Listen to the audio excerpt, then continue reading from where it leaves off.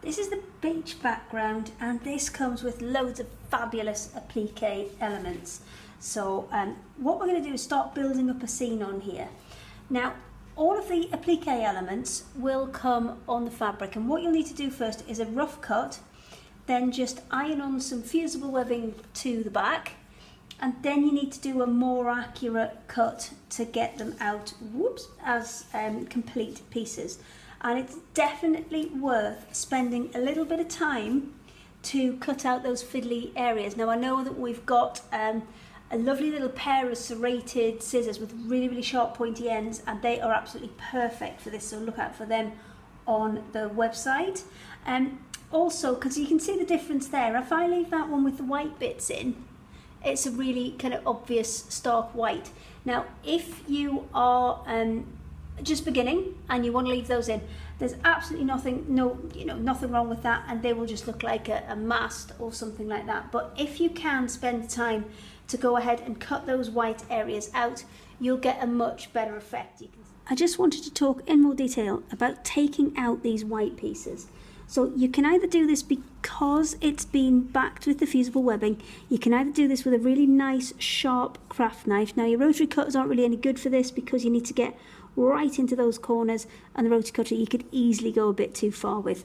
So a nice sharp craft knife, not one that's been used for paper, a brand spanking new one. Or you're going to need a really tiny pair of scissors, which you can snip into the centre and then work your way out to the edges with.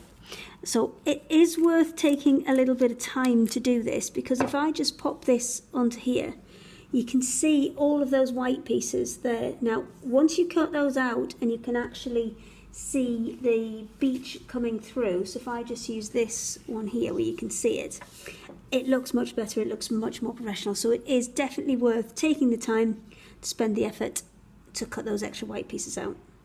So there are loads and loads of elements that are within this set. So what you need to do is get them all cut out, have a little bit of play about in terms of placement, and then start to stitch them down. But start to stitch them down thinking about working from the background to the foreground. So for example, if this boat was going to be in the background, and then maybe I wanted the surfboards just to be overlapping a bit, then I would stitch this one down first.